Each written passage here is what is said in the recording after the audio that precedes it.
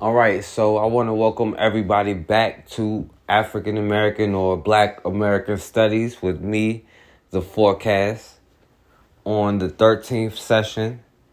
And if you haven't heard any of the other sessions, I suggest you go back and, listen to them. You can listen to it in order. It'll make the most sense that way.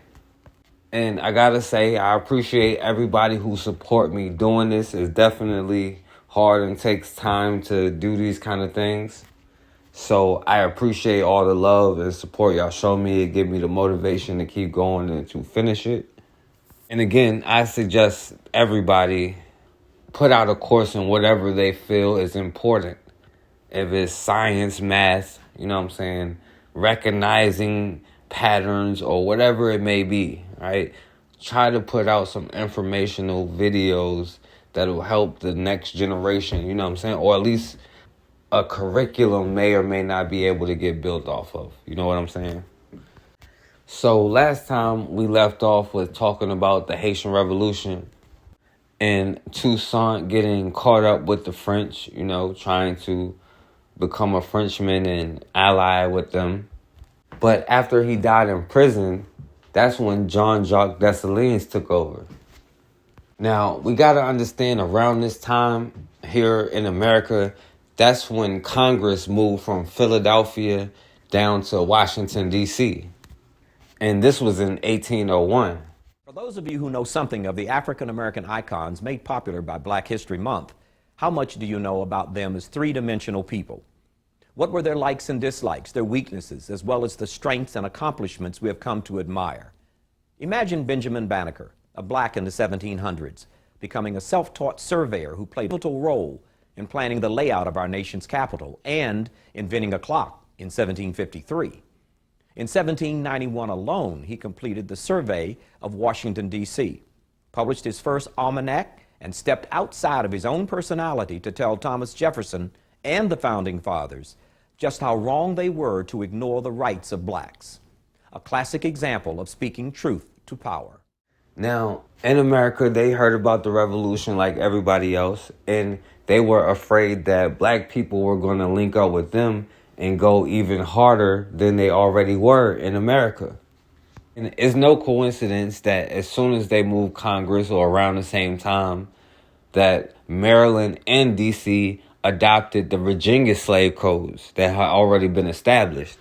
So as the revolution was going on, certain colonies in America began to outlaw importing slaves into their states to be sold.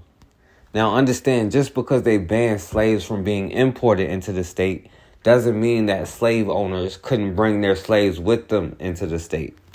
Now, New York ended up doing the same thing as D.C. and Maryland and banned slaves from being imported. And some states even had a clause that if a slave stayed in a state for a certain amount of time, then they could sue for their freedom. Freedom suits were lawsuits filed by enslaved people against slaveholders with a claim that the enslaved person should be free. Specifically, we'll be looking at the freedom suits filed in Maryland and in Washington, D.C. between the late 18th century and the Civil War. The freedom suits were civil suits, not criminal, and they followed a tradition of common law precedent that said that no person could be deprived of liberty without cause. In order to sue for their freedom, enslaved people needed to make an argument that they were being unjustly detained. Slavery was legal in Maryland all the way until November 1st, 1864. Lincoln's Emancipation Proclamation the year before had declared slaves in the Confederate States to be free, but Maryland was in the Union and not included in the proclamation. Maryland did have a statute that granted enslaved people the right to petition for freedom. So if slavery was legal, what arguments did the enslaved people make for their freedom? It's important to note that the arguments were narrowly defined and would apply only to the person bringing the suit, or in some cases, their family members. Some enslaved people sued for breach of contract when they had been promised freedom on a future date, by a deed or will that was later reneged on. In other cases, they pointed to an ancestor, a few generations back, who was free, arguing that their descendants should also be free. So let me just give you an example. From 1780 to 1789, for example, this is right after the American Revolution. People should be energized and trying to act out their new rights of liberty, even though they're enslaved. So from 1780 to 1879, the Maryland General Court of the Western Shore, so this is the highest court in the state, and the only place one could bring a freedom suit, they heard only 11 petitions from enslaved people. Even though these petitions might have included multiple plaintiffs, they heard basically one a year, a little more than one a year. So we need to be careful by saying even though there was access to the court system, we know that by and large it wasn't a majority of people that were able to access the courts, especially in Maryland. I don't think that means that fewer people wanted to be enslaved. I don't think that means it at all. I think that we only had a limited number of people who had the resources and had the backing to do this. And I would also say that even though the numbers are low, I would also say that they're still very significant. The use of hearsay evidence proves that Letty Ogleton and other slaves really had an intricate knowledge of the Maryland legal system, which raises the question, how did slaves like Letty learn about the court system and when loopholes like hearsay evidence would be available to them?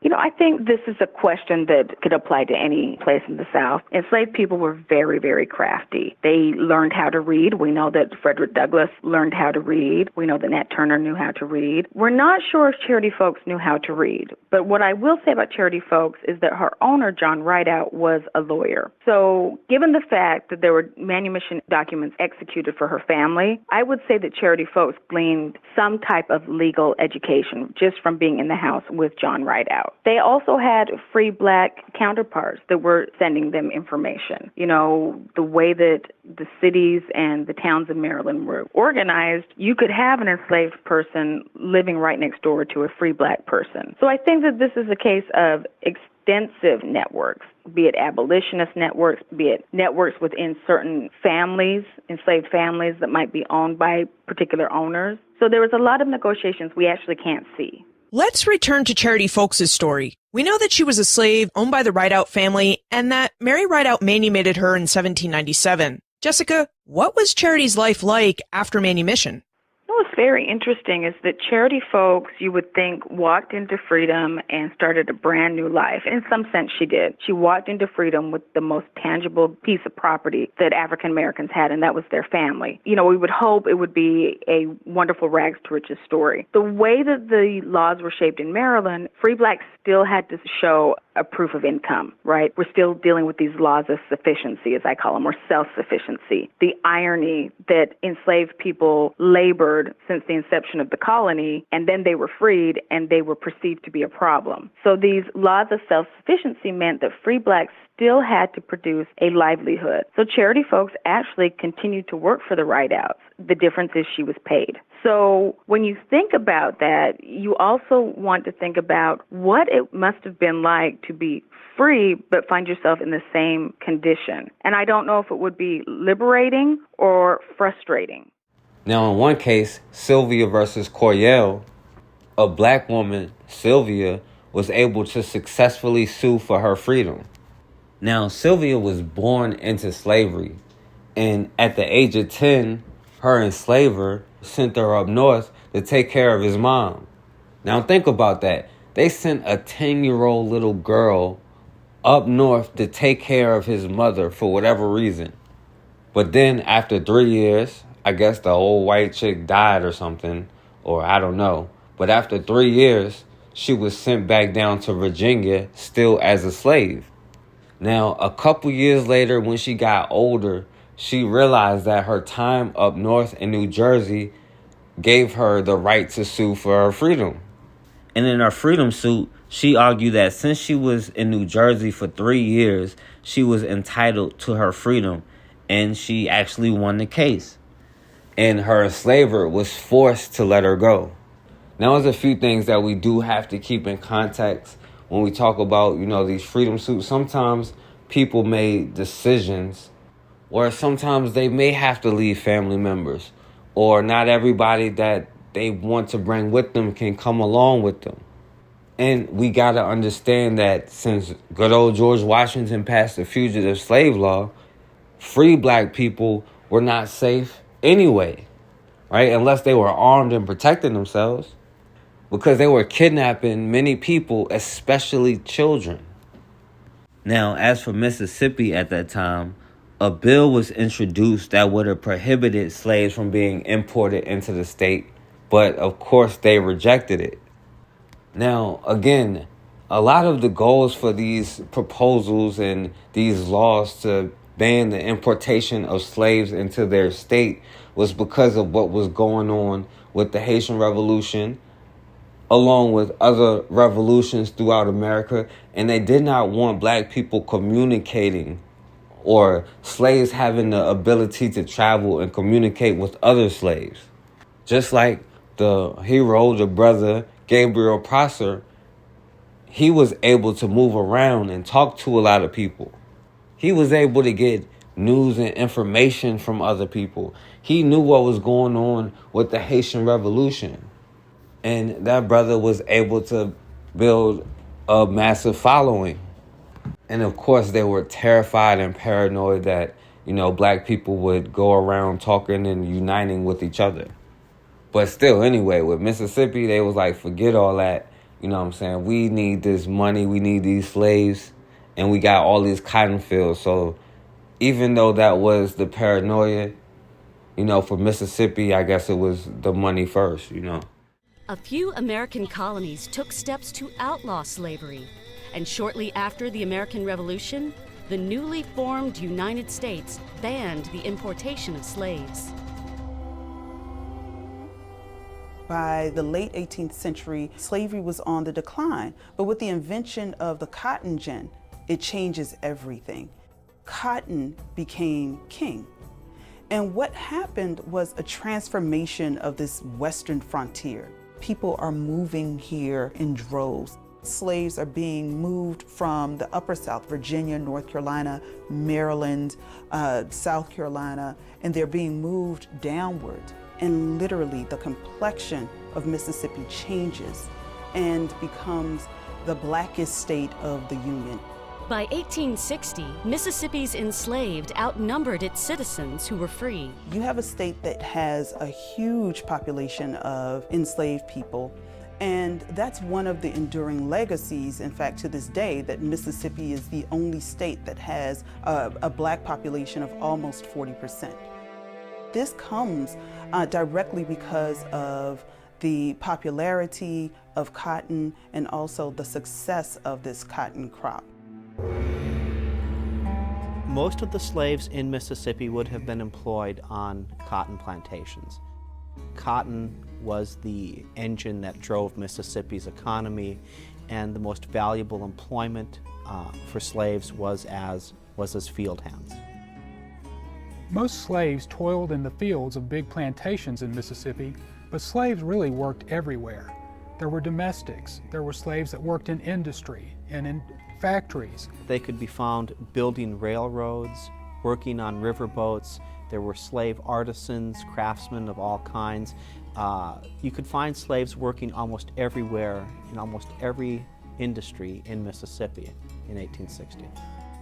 They were mammies, and they were carriage drivers, they were the laborers. They sustained the Southern economy. They made fortunes for people.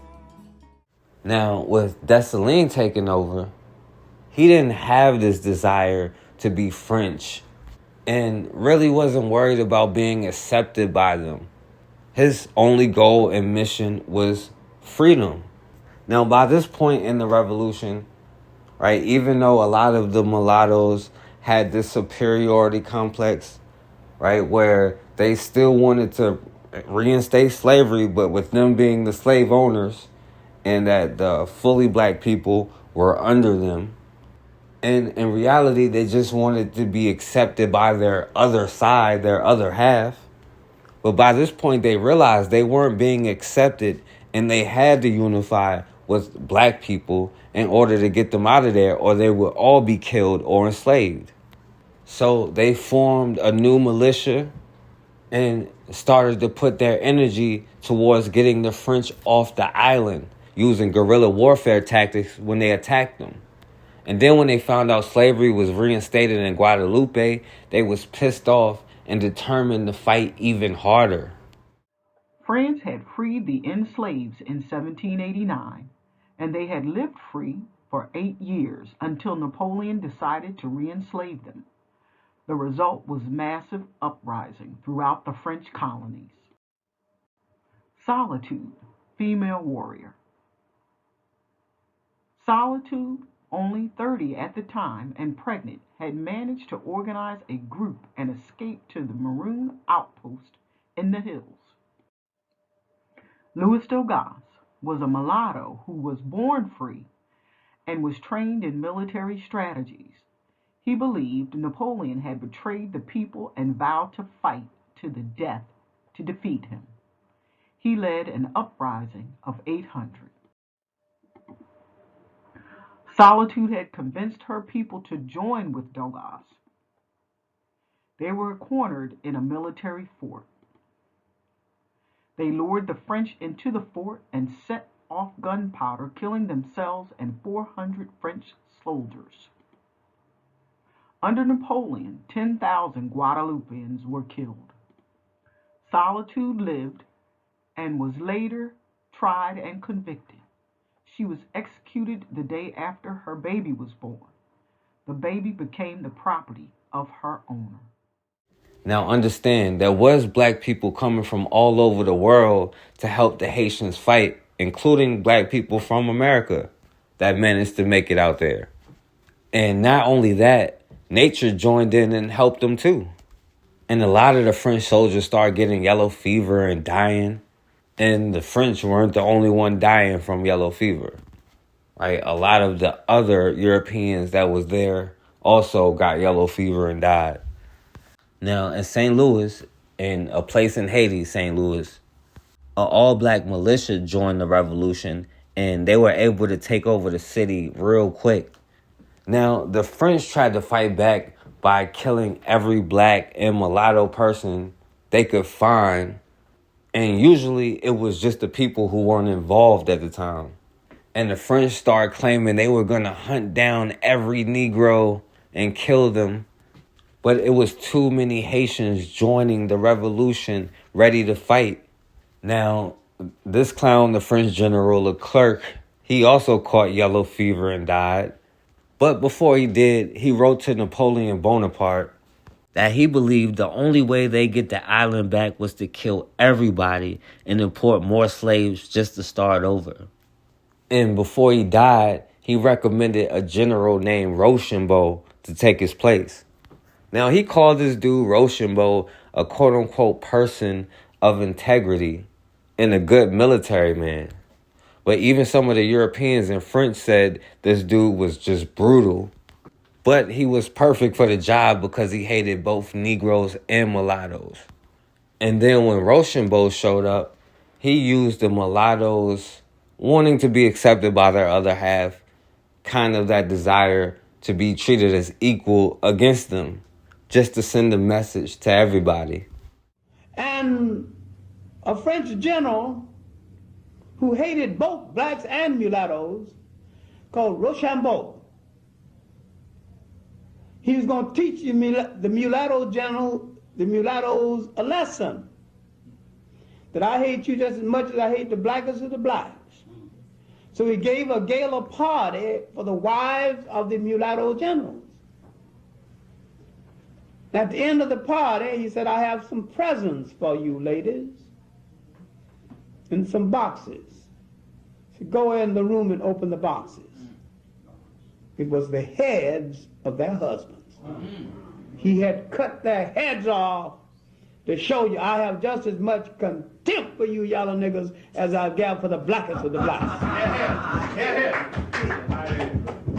The Rochambeau incident in Haitian history was so embarrassing and so painful. Most Haitian historians have written it and left it out. Couldn't face it. Too embarrassing.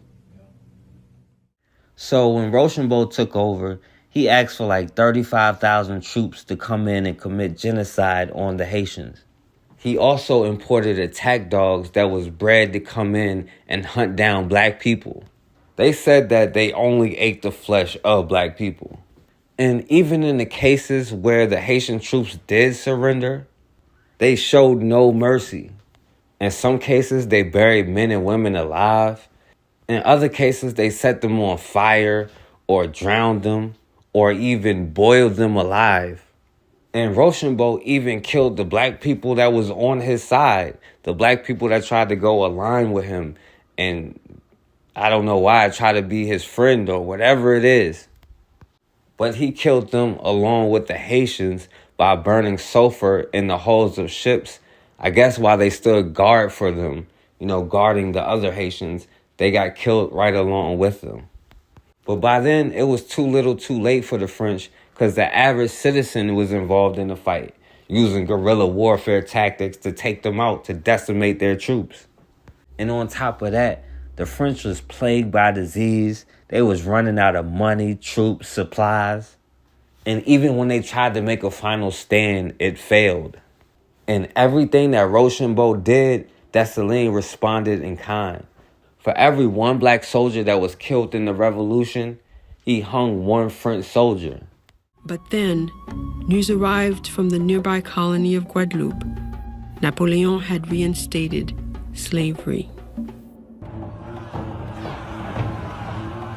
Saint-Domingue erupted in anger and fear.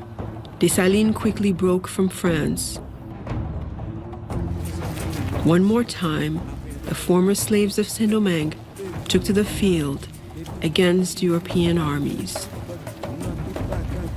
Dessalines is a no-holds-barred, no-compromising leader and figure who is going to eradicate anything that stands in the way of what the people have been mobilizing towards.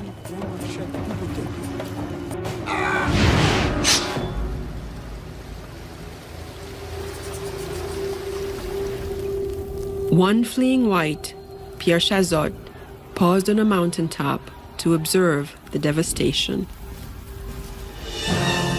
No less than 10 square leagues of country burning like volcanoes. The rapidity of the conflagration was such as to make the beholder believe that large and thick trains of gunpowder had previously been laid down.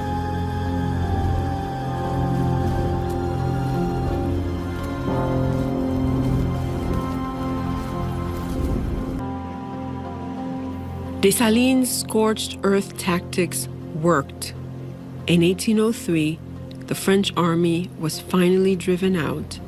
50,000 French soldiers had died. And Saint-Domingue, Haiti, became the world's first Black Republic. Now, the thing is, you hear some say that Dessalines' goal was to kill all white people, but it was not. And they only attacked the French, slave owners, and anybody else on their side, whether they be white or black. Now, I don't know what it is with this cycle of black people looking for this allyship and thinking that we can trust these other groups, any other group, because it has not worked out well for you in the end any time. And Dessalines said white groups like the Polish and the Germans that they could stay. And of course, they gave a pass to white girls and their children. And I don't understand why we have thought or continue to think that we can try to convince our enemy to be our friend or to act in a fair way when it's not shown to be in their nature, character, or any of that. But we still think that they'll change and be fair, and that this time will somehow be different from the last time. Because we can just show them with, I guess, love. I don't know. But we do know that the white bitches get passes. And on top of that, knowing that you're having problems with the mulatto, or if you have a problem with the mulatto, at the very least, we got to recognize that'll lead to more of the mulatto class that they was having the problems with during the revolution. And unfortunately, it has never worked or benefited us.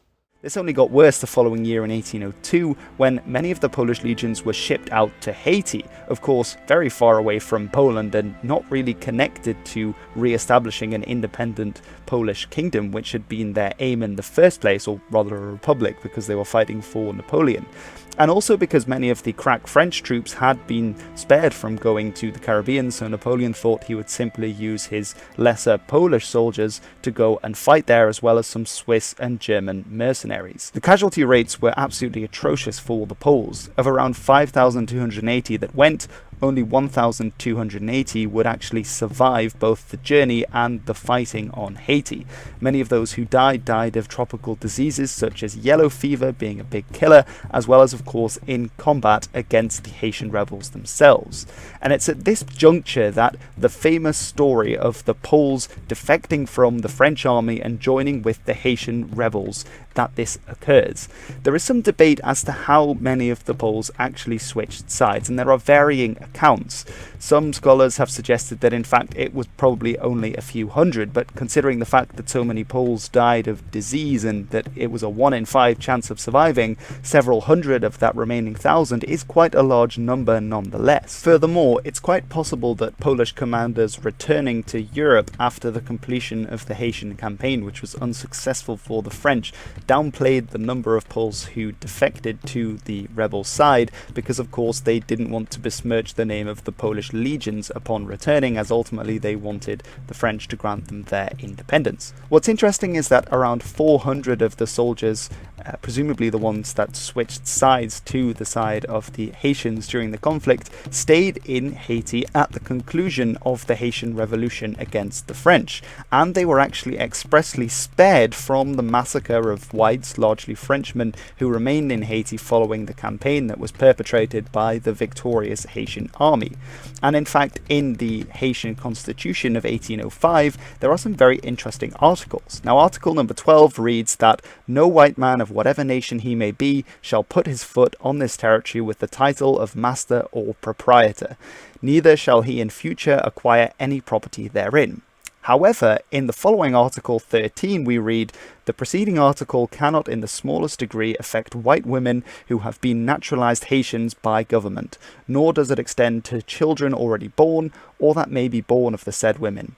The Germans and Polanders naturalized by government are also comprised in the dispositions of the present article, meaning that Poles were able to inherit land and that they were being seen as part of the noir class, which means black in French, and so they were seen as being natural Haitians along with the black slaves that had freed themselves. Although in Haitian Creole they're often referred to as Polon Noir, which is the black Poles. And this ultimately is from a time when Jean-Jacques Dessalines, who was one of the first presidents of Haiti, pronounced that the Poles were the white Negroes of Europe, which at the time was seen as a great badge of honor, and as you may know, has spawned quite a few memes, which, say what you will about the memes, but it is the first time that I learned about Polish Haitians, and just goes to show the power of memes to inform history, although of course some of them may be of better taste than others. Many of the Polish soldiers who stayed behind eventually married Haitian and other women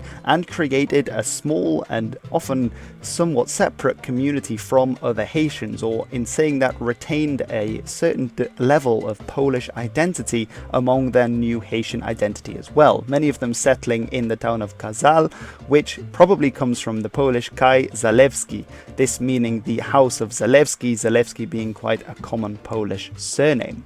What's interesting is that there are several terms for this community that is descended from these Polish soldiers that intermarried into the local population. One of these is Maun Rouge. The Haitians even classified the Polish and Germans as black so that they could technically be citizens of the island. Right? I guess white bitches get an automatic pass, so they don't even need the title. All they gotta do is be white bitches, and they're welcome in these black countries. Now, Dessalines forced the French to surrender and made them vacate the land. The French had lost over 50,000 soldiers and countless more were injured. And so France had to agree to a ceasefire. Now, Dessalines gave them 10 days to leave the island or else. And that dude, Rochambeau, who was this great military man, was forced to flee back to France. And we came to the Battle of Vertières. On that day, November 18, 1803, Dessalines himself did not fight. I guess at that point, he just knew what he had. He didn't have to put his own weight into the battle. So he sat on top of a mountain, on a stone, playing with his tobacco powder and giving orders. Call this one. Tell him to attack here. Call this troop. Put them here on by the river. This one by the bridge. That one over here. Telling everybody here, here, here. Placing just like somebody playing chess. Just positioning everything. And sitting up there. Not budging from early morning till night. Rain came and left. Rain returned and was gone. Dessalines sat there, giving orders, making things happen. Dessalines called one general and told him, our flag must be placed on top of this hill in the next hour, within the next hour. This general said, yeah, but you see, the French have, Dessalines said, forget it. Call this other general for me. Other general came. Dessalines told him, in 40 minutes, we must have our flag up there. That general is hesitant also, and Dessalines said, call Capua. Capua comes. In 20 minutes, we must have our flag up there. Yes, Commander. Capua salutes and goes. Capua goes and called Gabart. He told General Gabart, take your guys and the flag. Get up as far as you can. Get up to the top and plant the flag. That's an order from Dessalines. I will stay down here to attract the bullets from the French, so you will be protected to get up there quickly. So Gabart took his troops going up. Capua took his troops and faced the cannons. So it's not a chance, it's not a hazard, it's not like he was surprised. He knew what he was doing. And he placed himself in a position for the French to shoot at him and not the one carrying the flag, because the flag had to get up there in 20 minutes. And sure enough, Gabart got up, planted the flag. Since then they call him Gabart the Valiant One. And Capua got wounded, his horse got killed, all kinds of things happened. But that was a choice, to sacrifice his life so the others would get up and plant the flag. Even on the battlefield, the fraternity, the sharing, the sacrificing, my life, I give it so I will save these. This one will give his life to save those. That's what happened even on the battlefield with us. So we are a people that fought with fraternity, fought with sharing, with respect for one another, even respect for our enemies. Rochambeau had said when he wins the war and caught Dessalines, he would cut him up into small pieces and put him in sardine boxes. And Dessalines knew that. So when Dessalines won the war, Rochambeau tried everything to try to get out of the island without facing Dessalines. But ultimately, he was forced to come in front of Dessalines. And he wrote in his own journal, Dessalines was magnanimous. Not only did Dessalines tell him, yeah, if you had won, you were going to cut me up. I win, and I send you back to your people. You only have one message. Tell them, never, never should French military set foot here again. That's why I give you and your men your lives. So you can tell them, we are determined, you have to get. So Jean-Jacques Dessalines take us to January 1st, 1804, Declaration of Independence. Declaration of Independence for the island of Haiti. Dessalines never spoke of a part of an island. The island of Haiti. Freedom for everywhere. When he made his security plans for structures and fortresses to be built, he made them for the entire island. Everything he did for the island. Okay? And he also told another very important thing. He says, today we are celebrating one independence, military independence. All the other independence have yet to be conquered. He was very clear. Ogu always speak very frankly, differently from a Legba. Legba speaks in very symbolic term, and everyone can take them whichever way they are comfortable with them. But Ogun speaks in very direct term. He's usually hated or loved. Now, Dessalines went on to create the Haitian flag and ordered that every French person still on the island be killed. And by 1804, Dessalines declared that Haiti was an independent nation. Now, Haiti claimed their independence from all powers in the universe and abolished slavery forever. And he called it the first black republic in the world. But, of course, they also promised equal treatment under the law for everybody, right? Because, we got to include everybody, regardless of race, whether they're citizen or not. Now, listen, I don't know when we going to learn that this everybody stuff and not making sure that your group is good first and foremost before all. I don't know when we're going to understand that, but again and again and again, we see downfalls from not understanding that.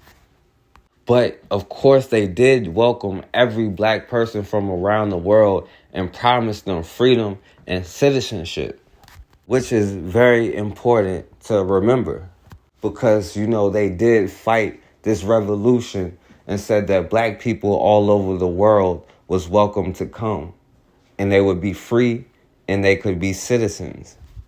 They also said no white male slave owners from any nation was allowed to step foot on the soil. And they also said white males weren't allowed to buy property either. But of course, you already know the weakness, and they gave white girls an exception in their children.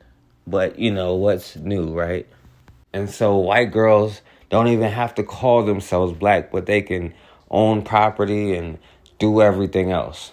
But anyway, Dessalines was crowned emperor, and then the Haitians proceeded to help other black people in other countries and islands fight for their freedom. But, we're going to end it right here when we start to go back and see the effects of 1804, this black independent nation that has been created, how the Haitians helped other islands get their freedom. And the effect and how, white America and European nations definitely had their eye on what was going on in Haiti and terrified of what could happen to them. And not only that, we'll see how the Haitian Revolution affected the land grab of America, with Bonaparte now being forced to give away his land for cheap and having no more army after getting his ass whipped, even though they claim he is one of the best generals, but he got crushed, which stopped him from coming here to take over America and imposing the Code Noir here, right? Even though we had the slave code, no different, same thing, even though they're different groups of Europeans. There is no country that has been a bigger beneficiary of the Haitian Revolution than the United States. Because you know what happened? The Louisiana Territory. Because Napoleon had sent 25,000 troops, which was actually larger than the U.S. Army, to New Orleans before he came to Haiti with a plan. He sent some troops to Haiti and some to New Orleans. His plan was like, after I beat these Africans in Haiti, I'm going to go to New Orleans and I'm going to conquer North America, and we're going to make all these Yankees my French colony. Because the Haitians were beating him so bad, he had to change the plan, take the army that he had in New Orleans, send them to Haiti, and they got waxed as well. And his plan to actually take over North America was vanquished. And because he got beat so bad to finance his losses, he sold all of the Louisiana territory, which doubled the size of the United States, to Thomas Jefferson for less than 8 cents an acre, which made the United States the country that it is to this day. Not only did the United States get the land that made the country, Haiti literally protected the United States from becoming a French colony. And of course, we'll see some of the French starting to come towards places in Louisiana and bringing their slave codes there anyway. And of course, eventually we'll get to all that stuff that they was doing with mulattoes and these balls down there. We'll eventually get to all of that. But we're going to pick it up on the next time. And I appreciate everybody for listening and for everybody's support. And like I said, man, if there is a skill you got, whether it's teaching business, teaching stocks, right? Teaching chemistry, right? Teaching kung fu, teaching cooking, teaching exercise skills, teaching how to throw a punch, teaching how to load a gun, no matter what it is, right? Make sure that you put a course together for our children so that we know which way to go. So thank y'all, man. I appreciate it. And as always, man, we have got to start standing for something, or we're going to keep falling for anything.